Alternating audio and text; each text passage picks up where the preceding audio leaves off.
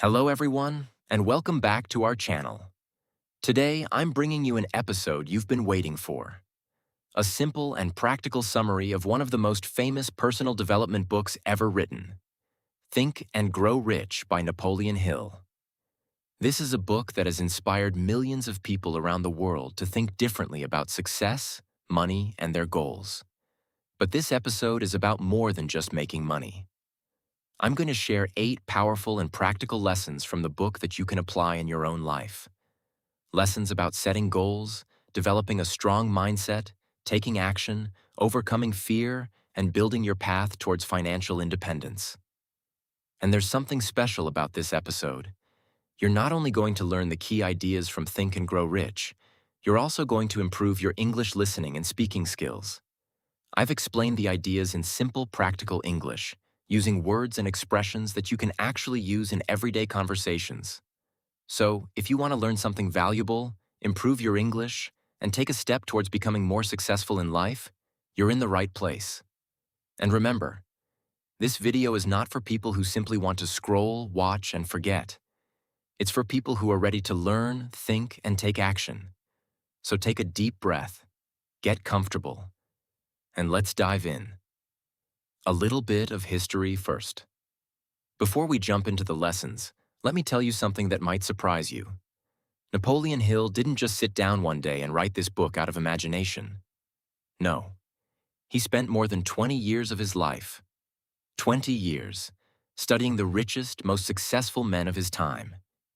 He was personally asked by one of the wealthiest industrialists in American history to interview hundreds of successful people and to find out one simple thing. What do rich, successful people actually do differently? Not what they say, not what they wish for. What they actually do inside their own minds before the money ever arrives. And after 2 decades of research, interviews, failures, and rewriting, Hill gave the world 13 principles. Today, we're going to focus on 8 of the most powerful ones. The ones that, if you truly understand and apply them, can change the direction of your entire life. This is not a get-rich-quick book. I want to be honest with you about that. There is no magic formula here that guarantees a certain outcome. But what this book offers is something arguably more valuable. A way of thinking, a mental discipline that successful people across history seem to share. Whether you're a student, an employee, a business owner, or someone who is just starting to dream about a better life, these ideas are for you. Let's begin. Lesson 1. Everything begins with burning desire. The first idea in this book is also the most important one, and it's this. Nothing great in this world was ever built by someone who only had a wish. There is a huge difference between wishing for something and desiring it with your whole heart. Almost everyone wishes to be rich. Almost everyone wishes to have a better life, a bigger house, more freedom, more time with their family. But a wish is weak. A wish disappears the moment life gets difficult. A wish cannot survive one rejection, one failed attempt, one hard month. Desire is different. Desire is a burning fire inside you that refuses to go out, even when everything around you says, give up. Hill tells the story of a man whose son was born deaf, with no ear canal at all. Doctors said the child would never hear a single sound in his life. But this father refused to accept that his son would live in silence. He didn't wish. He decided.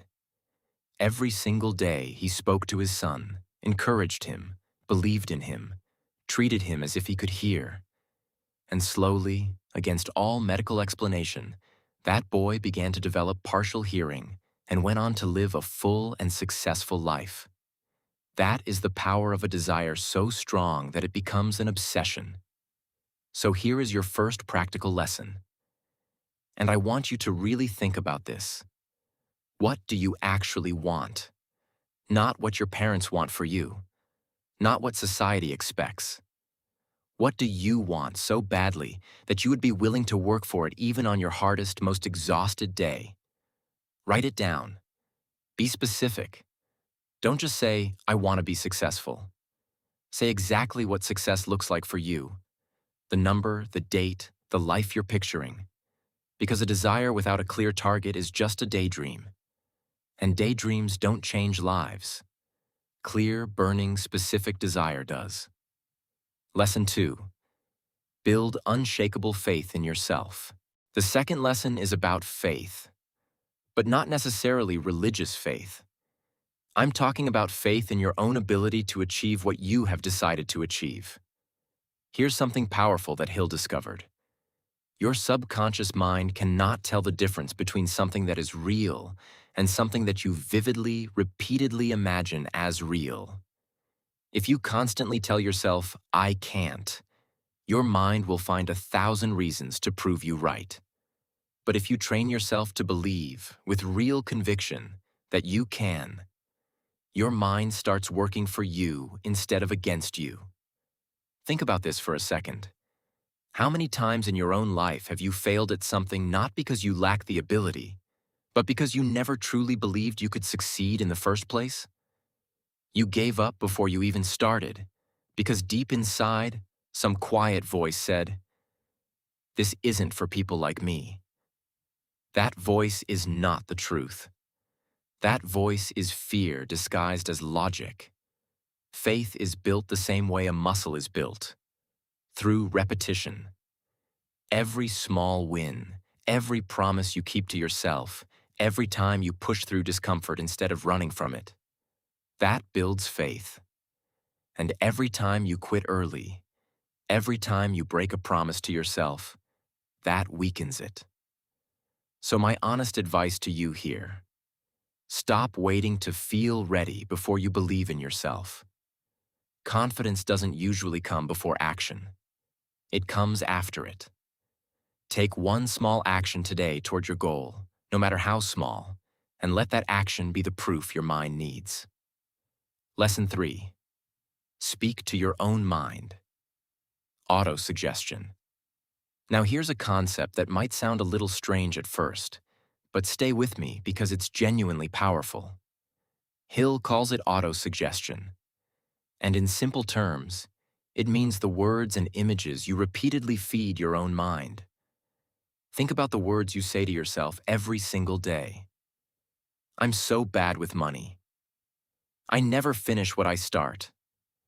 "People like me don't become successful." These aren't harmless thoughts. Said often enough, they become instructions to your subconscious mind. And your mind, faithfully, obeys. Now imagine the opposite.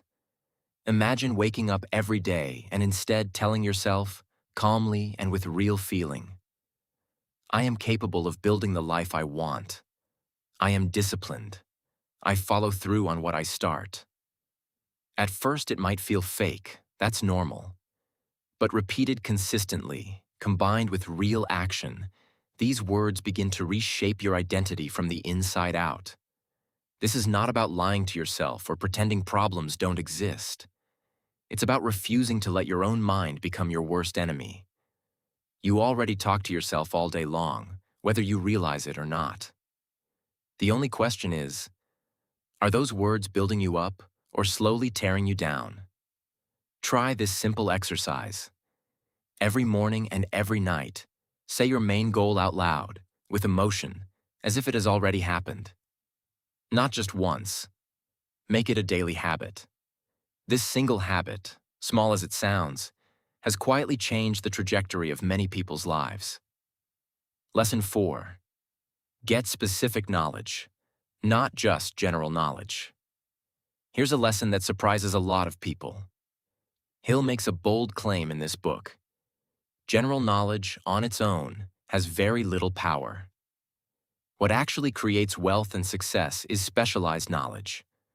Organized, focused knowledge, applied toward a clear purpose. You can know a little bit about everything and still go nowhere in life. But the moment you become genuinely skilled at one specific valuable thing, and combine that skill with real desire and consistent action, you become someone the world is willing to pay for. This is such an important point for anyone watching this who feels discouraged because they didn't go to a top university or they don't have a famous degree. Formal education and real success are not the same thing, and history is full of proof of this. What matters far more is your willingness to keep learning, specifically in the direction of your goal. Even after you leave school, even after you get your first job, even after you feel like you already know enough. So ask yourself honestly, in the field you want to succeed in, are you actually gaining specialized skill and knowledge? Or are you simply hoping things will work out? Read the right books. Study the people who are already where you want to be. Take the course. Ask the uncomfortable question. Specific knowledge, applied with desire, is one of the most underrated forces behind real success. Lesson 5. Use the power of your imagination. The fifth lesson might be the most beautiful one in the entire book. Everything that has ever been built by human hands first existed as a picture inside someone's imagination. The phone in your pocket. The chair you're sitting on. The very language you're listening to right now being taught, recorded, and shared across the world. All of it began as an idea inside someone's mind before it became real. Hill divides imagination into two types. There's the imagination that simply combines old ideas in new ways, which is still valuable and used constantly in business and problem solving. And then there's a rarer, deeper kind of imagination. The ability to create something genuinely new, something the world hasn't fully seen before. Most of us don't use our imagination enough, because we were taught, somewhere along the way, to be realistic. But realism, taken too far, quietly kills dreams before they're ever given a chance to grow. I want you to give yourself permission, starting today, to imagine boldly. Not recklessly, but boldly. Picture the version of your life 5 years from now if you actually followed through on your biggest goal. What does it look like? Who are you helping? What does your daily life feel like? Let yourself see it clearly, in detail, without immediately shutting it down with, "But that's not realistic." Every great achievement in history began exactly the way your dream is beginning right now, as a picture that other people probably couldn't yet see. Lesson 6. Turn your desire into an organized plan. Now here is where dreaming has to meet discipline, because desire and imagination alone are not enough. Without a clear, organized plan, even the strongest dream eventually fades into disappointment. Hill makes an important point here. Your first plan might fail. In fact, it probably will. And that's completely fine. The people who eventually succeed are not the ones whose first plan worked perfectly. They're the ones who, when a plan failed, made a new plan and kept adjusting instead of quitting entirely. This is such a freeing idea, honestly. It means failure is not proof that your goal is impossible. Failure is simply information, telling you that this particular approach didn't work, so you should try a different one. So here's your practical step. Take that big desire you wrote down earlier and break it into smaller, specific actions. What can you do this month? This week? Today? A goal without a plan is just a wish wearing a nicer outfit. But a goal broken down into daily doable actions becomes something you can actually walk toward, one step at a time. Lesson 7. Make decisions quickly. Change them slowly. This next lesson genuinely changed the way I think about decision-making, and I believe it can do the same for you. Hill studied hundreds of people who never achieved real success, and he noticed something they nearly all had in common. They were painfully slow to make decisions, but remarkably quick to change their minds the moment someone criticized them or a small obstacle appeared. Meanwhile, the people who did succeed showed the opposite pattern. They made important decisions relatively quickly, based on the best information available to them at the time. And once they decided, they held firmly to that decision, unless very strong new evidence genuinely proved they should change course. Think about how much time and energy is wasted in constant, endless indecision. Staying stuck between two choices for months, sometimes years, is often more exhausting and more damaging than simply choosing one path and committing to it fully. Of course, this doesn't mean being stubborn or ignoring real warning signs. It means not abandoning your goals every time you face doubt, criticism, or a difficult week. So many people quietly give up on their dreams not because the dream was wrong, but because they let other people's opinions make the decision for them. Practice making decisions a little faster in your daily life, and once you've made one, give it real commitment before you consider changing direction. Lesson 8. Persistence. The quality that separates winners from everyone else. And now we arrive at what might be the single most important lesson in this entire book. Persistence. Hill says something that has stayed with me ever since I first read it, that most people give up right at the exact moment they were about to succeed. Not months before, not years before.